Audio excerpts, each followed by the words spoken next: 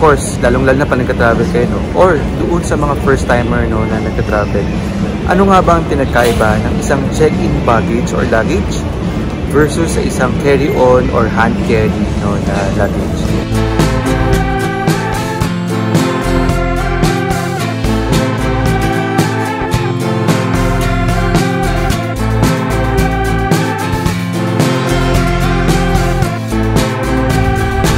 Okay guys, kamusta? So while we're waiting for our flight, no, or mag-open yung boarding time natin sa Philippine Airlines, siguro niisip ko muna, no, na bigyan muna kayo ng mga travel tips or sabihin mga travel hacks, no, lalong-lalo na this 2023. So for today's vlog, ang pinaka-topic natin is all about your check-in and your carry-on baggage.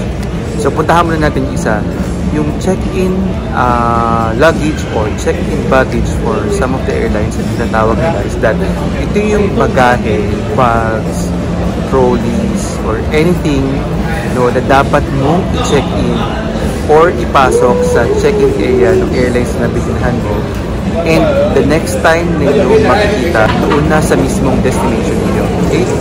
So from the word itself na check-in, hindi mo siya pwedeng dalhin sa loob ng aeroplano or doon sa area kung saan ka uupo or kung saan ka sasakay. Normally, yung mga check-in baggages or luggages ay naglalaman, no, ng mga bagay na hindi natin pwedeng dalhin doon. Like yung mga liquids na more than 100 ml. Okay, so of course, dapat kailangan mo i-check-in yun, no? Anything na excess doon sa 7 kilograms ay dapat ilagay mo na siya sa check-in luggages ninyo. Ano pa ba? Yung mga items, guys, no, na normally ginagamit natin sa mga pampasalubong na katulad yung sinabi ko kanina, no, more than 100 ml. So for example, meron kayong nabiling masarap na inumin, beverage, or mga ready to drink na naka-in cans, or na mga naka-ready to drink, no, na PET. Normally, more than 100 ml yan eh.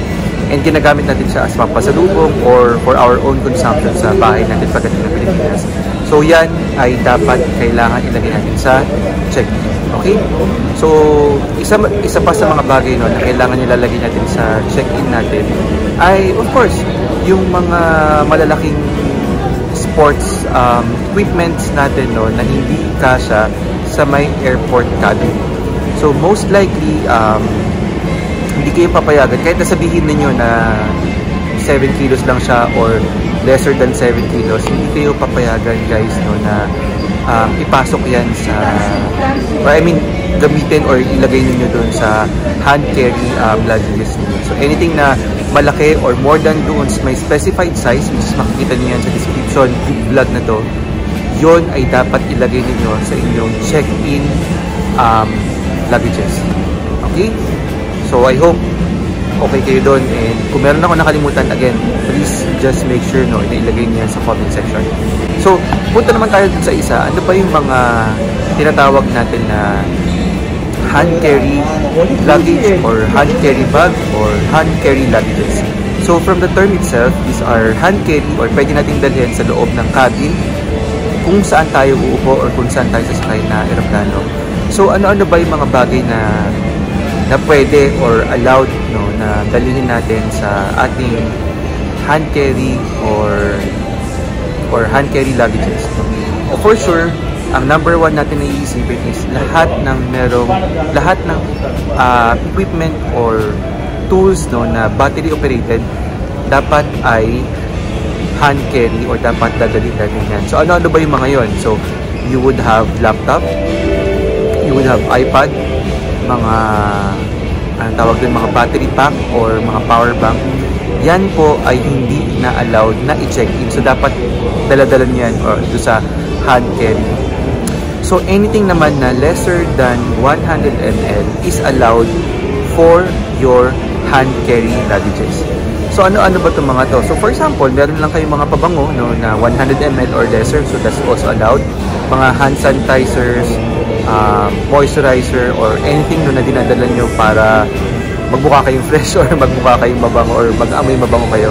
So yan ay mga items na pwede nyo dalhin din sa may inyong hand carry. So in my case, kung napapansin nyo, no, meron akong isang laptop bag, which technically would have everything that I would need, no, during my flight, whether it's a long haul or a short haul na flight. So, ano bang laman ng bag ko? So, you would have here, hindi ko na siya ilalabas but what you would have here is normally, of course, the power bank, the laptop itself, of course, AirPods, chargers, or anything na merong kinalaman sa pag-work ko, no, lalong-lalo na ginagamit sa laptop. Of course, I would have also some sort of like mini moisturizers and mga pabango or perfumes, no, na normally ginagamit naman natin kapag tayo ay nagpa-flight. But make sure na that is below than 100 ml. Okay? So, ano pa ba? Documents, yan. Pwede natin dinalhin yan. So, may mga nagtatanong, paano naman po, no, kung meron akong anak or meron akong baby? And, of course, yung mga baby or mga anak natin, no, meron silang mga kinukonsume na liquids na more than 100 ml. Particularly, mga breast milk or sabihin natin mga inumin or sabihin juice or mga specialized drinks, no, na prescribe naman ng doctor, ng pediatricians, or kung baga yun lang yung kinakain or iniinom ng inyong mga anak. Yan po ba ay pwedeng i-check in? Ang answer po is yes. As long as, again, you can prove, no, na yan po ay gagamitin na inyong baby. And makikita naman yan, no, because of course, kung meron kayong daladalang baby during your check-in time, sa immigration time, or sa last gate, alam naman nila, no, na wala naman ng ibang gagamit doon kundi yung baby or yung anak ninyo, no, na daladala. Syempre, para hindi din kayo masyadong mag-alala, ang ina-advise sa inyo, guys, no, na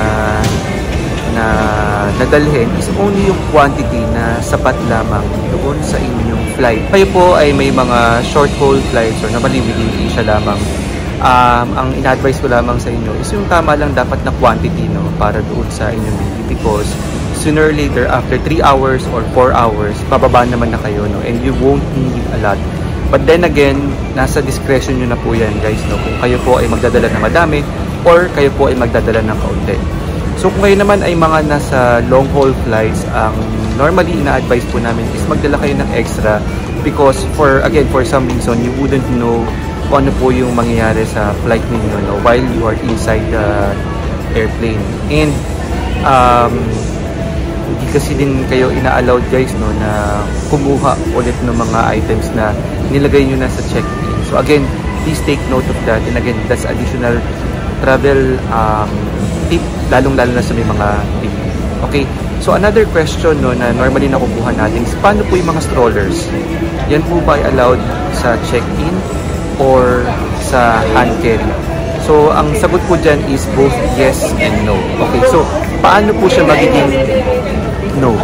So magiging no lamang po siya, guys, is if yung inyong daladalang travel stroller is hindi kasya doon sa may cabin area or sa may sa cabinets, no, na ina-allowed po ng airlines. And normally makikita nyo naman yan sa check-in area na meron silang mga sukatan doon, meron silang mga information, lalong-lalo na kung may dala-dala kayong baby. So make sure na yan po ay alam niyo before pa kayo pumunta sa inyong gate, because tendency is baka magkaroon din kayo ng inconvenience and hindi din kayo papayagan.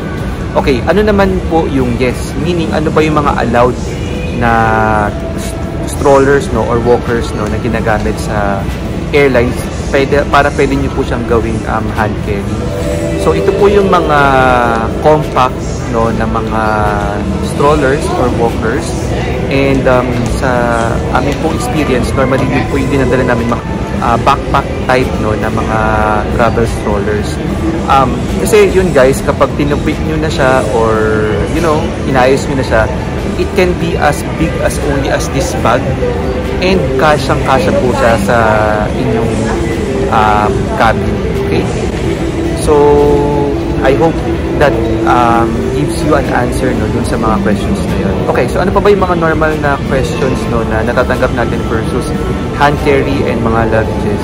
Okay, kung kayo naman, I think na-discuss ko na po sa inyo before, no, yung tinatawag natin, no, na mga gels, liquids, and aerosols, no, na more than 100 ml is not allowed. Isa po sa mga hindi natin alam is that meron lamang po tayong maximum, no, na 1 liter na allowed po sa ating bag. And kung hindi po maiiwasan, ang sinasuggest na lamang po namin sa inyo is, again, i-check in nyo na lamang po siya hanggat maaari, because kung hindi nyo naman siya kailangan, of course, all the best na dapat ilagay nyo siya sa inyong check-in. Okay? So, I hope guys no, na nakatulong po yan sa panonood niyo sa content na to. And this is for me wishing you guys safe trip, travel safe. And again, don't forget to subscribe and like this video para makapagbigay pa po kami sa inyo ng maraming content sa mga susunod na panahon. Maraming salamat and ingat po kayo. God bless.